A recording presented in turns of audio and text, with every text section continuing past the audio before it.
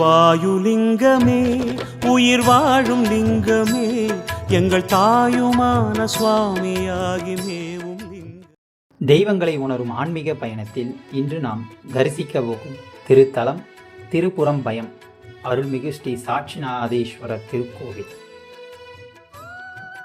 சம்பந்தர், அப்பர், சுந்தரர் பாடல் பெற்ற சிவாலயமாகும். இது தஞ்சாவூர் மாவட்டத்தில் கும்பகோணம் வட்டத்தில் திருப்புறம்பயம் என்ற ஊரில் அமைந்துள்ளது. தேவாரம் பாடல் பெற்ற தலங்களில் சோழநாடு காவிரி வடகரி தலங்களில் அமைந்துள்ள 46வது தலமாகும். தல வரலாறு: இந்த கோவிலில் பிரளயம் காத்த விநாயகர் சிறப்பானவர். சிவபெருமான் கிருதயுக முடிவில் உண்டான பிரளயத்தில் இருந்து இவ்வாலயத்தை காக்கும் பொறுப்பை விநாயகரிடம் ஒப்படைத்தார். ஆணையை ஏற்று ஓங்காரத்தை பிரயோகம் செய்து 7 கடலின் ஆக்ரோஷத்தை ஒரு கிணற்றுக்குள் அடக்கினார். திருக்குளத்தின் கிழக்கே இந்த 7 கடல் கிணறு அமைந்துள்ளது.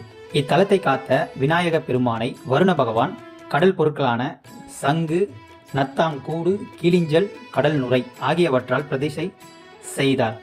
பிரளயம் காத்த விநாயகருக்கு எப்பொழுதும் தேன் மட்டுமே அபிஷேகம் செய்யப்படுகிறது. இவ்வாலயத்தில் விநாயகர் சதுர்த்தி மிகவும் சிறப்பு வாய்ந்தது.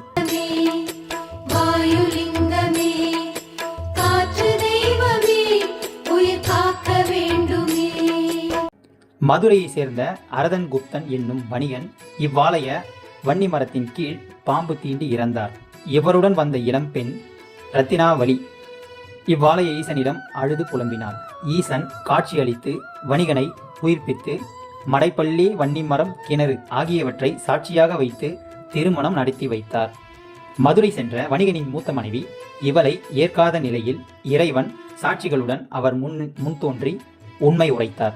மதுரை சுந்தரேஸ்வரர் ஆலயத்தில் சாட்சியாக வந்த மடைப்பள்ளி, வன்னிமரம், கிணறு ஆகியன இன்றும் உள்ளது. இந்த 64வது திருவிளையாடல் புராணத்திலும் சிலப்பதிகாரத்திலும் வருகிறது. இக்கதையை ஒட்டியே புன்னைவனநாதர், சாட்சிநாதர் என அழைக்கப்படுகிறார்கள். இங்கு ஆறுமுகனை குழந்தை வடிவில் தன் இடையில் தாங்கி நிற்கும் ஸ்ரீ குகாம்பிகை சன்னதி சிறப்பு வாய்ந்தது. இந்த அன்னைக்கு சாம்பிராணி தைலம் மட்டுமே சாத்தப்படும். இது திருமண பரிகார ஸ்தலமாகும். இங்கு இறைவன் சாட்சிநாதர், இறைவி கடும்படு சொல்லியம்மை. தீர்த்தம் பிரம்ம தீர்த்தம். ஸ்ரீ குரு பகவான் சனகாதி முனிவர்கள் 4வருக்கும் அக்னித பசு என்னும் முனிவருக்கும் ஆலயத்தின் வெளியே பிரம்ம தீர்த்தத்தின் வாயிலில் தட்சிணாமூர்த்தி ரூபமாய் பஞ்சாட்சர உபதேசம் நல்கி தனி கோவில் கொண்டு காட்சி தரும் குரு பகவான் வேலைவாய்ப்பு, தொழில், வியாபார முன்னேற்றத்திற்கு கண்கண்ட கடவுளாய் போற்றப்பெறுகிறார்.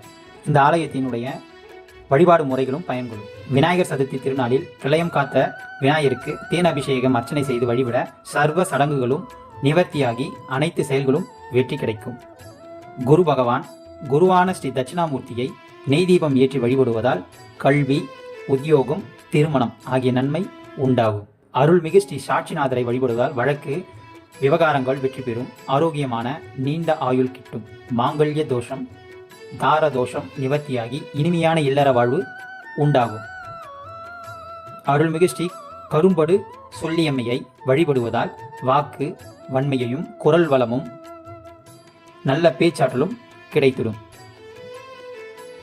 குகாம்பிகைக்கு சாம்பிராணி தைலம் சாற்றி வழிபடுவதால் புத்திர பாக்கியம் கிடைத்திடும்.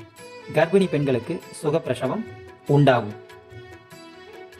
ஆலயத்தின் வெளியே பிரகாரத்தை வலம் வந்து ஸ்ரீ பிரளயகாத்த விநாயகர், ஸ்ரீ குரு தட்சிணாமூர்த்தி, ஸ்ரீ சாட்சிநாதர், ஸ்ரீ கடும்படு சொல்லியம்மை, ஸ்ரீ குகாம்பிகை ஆகிய சுவாமிகளுக்கு 5 அர்ச்சனைகள் செய்து நெய்தீபம் ஏற்றி வழிபட முன்ஜென்ம பாவங்கள் நீங்கிடவும் சகல சௌபாக்கியங்கள் கிடைத்திடவும் வாழையடி வாழையாக வம்சம் தழைத்து ஓங்கிடவும் இறைவன் அருள் பாலிக்கிறார். பிராணலிங்கமே எங்கள் பிராணலிங்கமே, ஜீவன் என்பது சிவமுள்ள அங்கமே, அகிலாண்ட மோடியாடி